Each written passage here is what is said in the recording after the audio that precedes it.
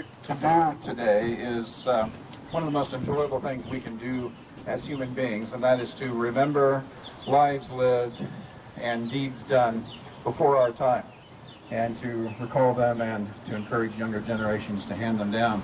It's just part of what being a human is all about. I want to just kind of go over the basic facts of O.C.'s life so that we can remember why he was so important in this community. Oliver Cromwell Applegate was born June 11, 1845, to Lindsay Applegate, his father, who was one of three Applegate brothers who came west on the Oregon Trail in the first year that the trail saw a lot of traffic, 1843. The Applegates eventually migrated down to Klamath County, and O.C.'s father, Lindsay, became the first agent at the Klamath Indian Reservation just after the signing of the treaty. So O.C. Applegate was schooled in Yoncalla and then moved with his family down to the Klamath Basin. In 1870, Ivan and Lucian Applegate, O.C.'s brothers, went in with O.C. Applegate, and they started a ranch operation in Swan Lake Valley, just a few miles east of Klamath Falls. In 1895, O.C. Applegate moved to Klamath Falls and became engaged in the insurance business. Captain O.C. Applegate was a teacher, a soldier, a scout, a politician, a businessman, a newspaper publisher, an interpreter, a clerk for the Indian Agency, a public school superintendent, a merchant, an insurance agent, a food commissary for Klamath Falls during World War I, a tour guide, a poet, an amateur historian, and a lecturer. There were very few things that this remarkable man did not attempt during his long and productive life. We've remarked a number of times that whenever there was some community festivity to take place, whether it was a parade or a dedication or a ribbon-cutting ceremony, there was O.C. Applegate front and center. And he was often called on to share stories of history. In fact, one of the pieces of information that Carol Mattis found is that one woman recalled that sometimes those stories would go on for hours. And so I feel it's only appropriate that we take 2 or 3 hours today. No, we won't take that long. So why was he called Captain O.C. Applegate? In 1863, a member of the Applegate family started a cavalry unit, a cavalry militia in Southern Oregon.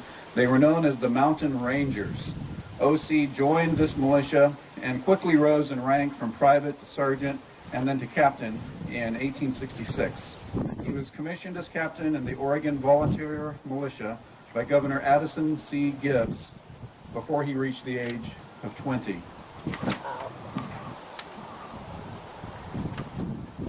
Captain Applegate did a number of things to distinguish himself in so many ways. He played a role in the Modoc Indian War, in fact, played several roles during that conflict that went on for several months. He was engaged in a battle on the opening day of the Modoc War near the town of Merrill. There's some question as to exactly what his involvement was that day. We know that on the day of O.C. Applegate's funeral in 1938, there was a procession that was led by a drum corps, followed by a procession of Indians, and they came right up. Bill Johnson, the recent chairman of our Museum Advisory Board, had a story that had been passed down to him about how O.C. was often called upon to lead parades down Main Street, I suppose for things like Memorial Day and Veterans Day and so forth. And the story was that every year the parade would get a little slower as Captain Applegate aged and became a little bit slow. At one point it just seemed like the parade was crawling along. But he was the man to be honored, and it's really a pleasure for us to be here today to honor him. These were words that he wrote in a program that he presented at the Oregon Pioneer Association in Portland for their annual gathering in 1903, I think it was. And as he was writing, he was talking about Bloody Point, that point on the Applegate Trail where the pioneers or the immigrants would come down off the Devil's Garden Plateau to the shore of Tule Lake. And coming down off that, the edge of that plateau is a dangerous location, and there were a number of conflicts that took place there, and a number of settlers lost their lives in battles with Native Americans at that spot. And so, writing about Bloody Point, Captain Applegate wrote in 1903, "The rocky hills and sandy plains were crimsoned with the white man's blood, and beneath the cliffs at Bloody Point, many a pilgrim of the early days met his fate, even at the very portals of the land of promise. Shall we ever forget the sacrifice through which we enjoy a home of plenty and peace, which comes to us through blood and tears? Let us not forget the honor due to the memory of those who have blazed the way and through their faithful work have laid deep and true the foundation of our state." Hazel, I'd like you to know that I've read those words many times, and I've said that those words by Captain Applegate really capture the mission of our museum and our historical society. And so we're so glad to have those words of his. In fact, thank you, Captain Applegate, for those words.